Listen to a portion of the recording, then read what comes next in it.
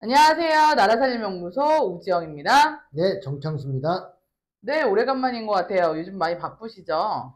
예, 뭐, 지금 저희 나라살림연구소는 이걸 시즌이라고 하는데요. 네. 어쨌든 예산안이 제출된 다음에 제일 바쁩니다. 물 들어올 때 노졌나요? 예. 근데 네. 조금 안타까운 건 뭐냐면 예산이라는 게 1년 내내 진행되는 과정인데 많은 분들이 예산안이 제출된 다음에야 관심을 가지는 게 조금 아쉽습니다. 네. 그나마도 즉시 관심을 갖는 것도 아니고 의결하기 직전에 관심을 갖는 게 조금. 그 전에 관심 갖도록 유도하는 것도 저희 예, 연구소의 역할인 것 같습니다. 예, 네, 오늘은 우리 나라살림연구소 보고서 읽어주기 시간이죠? 네, 네, 그래서 보고서 중에 가장 핫했던 것들을 보는데 지금 보고서가 많이 발간되고 있어요. 특히 선생님 말씀하신 것처럼 중앙정부 예산 관련돼서 여러 가지 우리가 주제를 다뤄봤습니다. 뭐 기후 대응기금 그리고 뭐 예산안 감액 증액 사업 뭐 의미 문제점 그리고 요 식품사막 요건 리뷰를 했는데 또 언론사에서 많이 관심을 예, 갖더라고요. 예. 예. 이름이 좀 자극적이잖아요. 식품 사막. 그러니까 사막 같은 느낌인데, 여하튼 이게 좀 자극적인 용어긴 한데, 저희가 쓴 건 아니고, 이미 많이 쓰고 있어요. 정부에서도. 그래서 이 식품뿐만 아니라 뭐 의료라든가 그러니까 뭐, 지방 소매로 예, 연결된 거죠? 맞습니다. 예. 그러니까 편의 시설이 부족하면 더 안 살게 되고, 더 소멸하게 되겠죠. 그래서 걱정입니다. 그래서 계란이 왔어요. 뭐 이런 뭐 배달 트럭들 막 가고 그러는 거 네. 아닌가요? 농촌에? 네. 일부 지자체에서 그래서 아예 그렇게 그 배달해주는 차량을 운행하는 그런 거 타고 있습니다. 예, 그 정부에서도 그런 이제 그 트럭 사업을 하더라고요.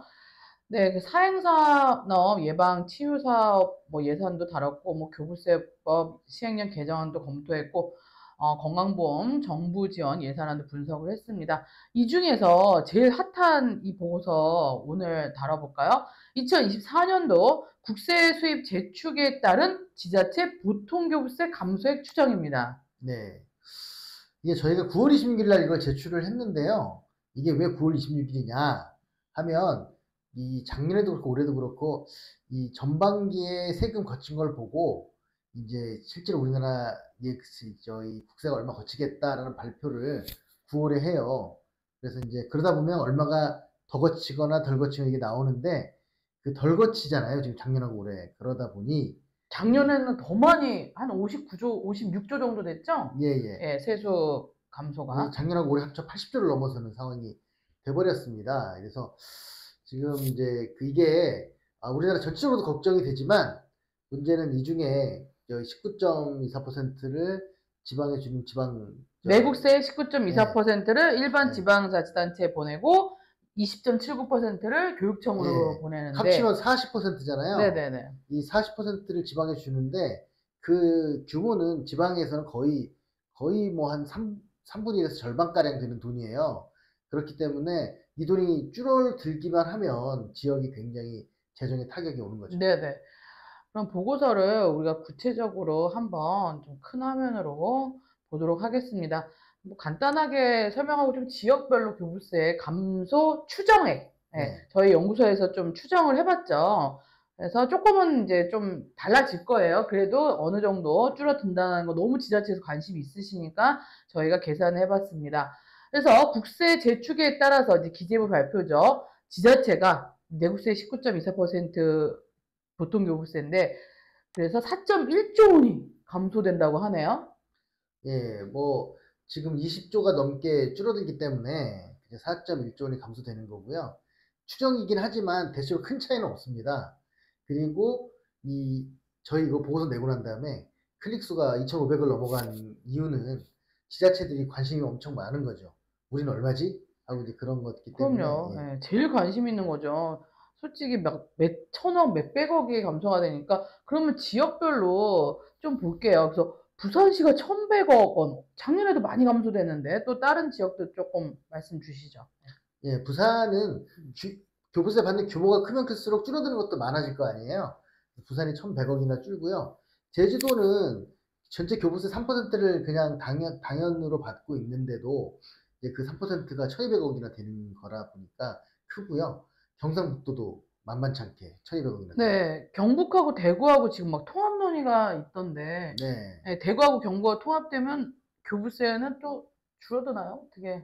뭐 제가 볼 땐 절대량이 줄어들지는 않을 것 같아요. 네네네. 그쵸. 예.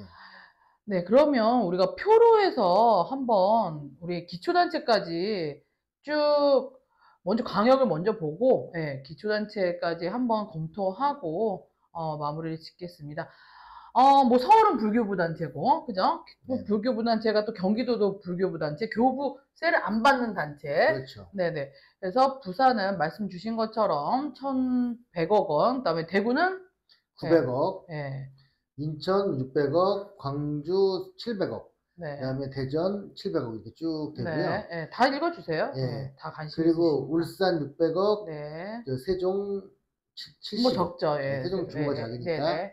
그다음에 이제 경기는 당연히 안 받고 강원도 600억, 그리고 충북 546억, 충남 604억, 전북 720억, 그리고 전남 915억, 경북이 1200억, 경남 600억, 그리고 제주도 1200억 원이 줄어듭니다. 경남이 의외로 좀 적게 줄어들고 예. 전남, 전북이 또 많네요. 예. 그러니까 기존에 저 경남이 생각보다 그 좀 뭐랄까 교부세를 덜 받고 있었다는 거예요. 창원이라든가 조금 재정력이 있는 곳도 있다 보니까. 시군이 또 이렇게 많이 네네. 받아가는 경우도 있죠. 그러면 시군구를 좀 볼게요. 지금 선생님 말씀하신 것처럼 창원이 많이 받는데 음. 창원이 많이 줄어드네요. 예, 그렇죠. 그래서 510억, 네. 511억으로 가장 많이 줄고 네. 포항이 476억, 안동 465억, 상주 407억, 이렇게 많이 주면 예, 엄청 타격을 그렇죠. 입겠는데요. 경주 401억, 순천 374억, 김천 361억, 청주 358억, 춘천 334, 익산 322 이렇게 줄어듭니다. 네. 이게 상위 10개 단체인 거죠? 예예. 예. 불교부 단체 좀 빼고 거의 뭐 불교부 단체 몇 개 없잖아요. 서울, 경기도 또 경기도에서 어디죠? 용인시, 예. 성남시. 예, 네 군데만 있습니다. 지금 네네. 그럼 올해는. 그 외에는 다 교부 단체라는 그렇죠. 거잖아요. 예예. 그런데 이 감소액이 작년보다는 적지만 작년에 이어서 또 감소하는 거잖아요. 그렇죠. 그러니까 타격이 올해 네. 더 심한 거죠, 그렇죠. 작년보다. 올해 네. 예산이 재작년으로 돌아간 게 아니고 작년 줄어든 상태에서 더 준 거기 때문에. 맞습니다. 예. 맞습니다. 군 지역도 한번 볼까? 우리가 시 지역을 봤으니 예. 홍천군이 가장 많이 줄어드네요. 예. 289억. 우리 홍천군도 우리 연구소에 많이 또 예. 연구를 의뢰하는 곳인데 참여 예산. 이게 왜 그러냐면 네네. 홍천이 거의 아마 정부에서 가장 넓은 그 네. 분구예요. 예, 면적이. 예. 경기도가 붙어 있고 대관령까지 가다 보니까 그래서 면적 때문에 교부세를 많이 받고 있는데 네네. 네. 기준 재정 수요가 크기 때문에 첫 네. 번째 기준이 면적입니다. 네네. 면적. 네. 그러면 또 한번 읽어 홍천 주시죠. 288억, 해남 274억, 고흥 200. 해남군도 우리 예. 또 많이 그 주요 고객이신데 네. 해남도 넓습니다. 네네네. 고흥 257억, 넓은가요, 예, 고흥도? 네. 의성 239억, 신안 238억. 아. 신안도 저 선만 많은 게 아니라 면적도 넓은 편이에요. 네네. 맞습니다. 그다음 네. 인제 220억, 합천 219억, 평창 210억, 봉화 209억, 고창 208억입니다. 네. 그래서 그러면 이거 미리미리 빨리 준비를 해야 될 것 같아요. 이렇게 우리가 추정에 이제 지금 행안부 내시보다 더 빨리 어떻게 보면 전달을 드린 예. 거잖아요. 그러면 이런 재정 압박에 따라서 세출 효율화, 특히 지출 구조조정을 좀 해야 되지 않을까요? 예, 맞습니다.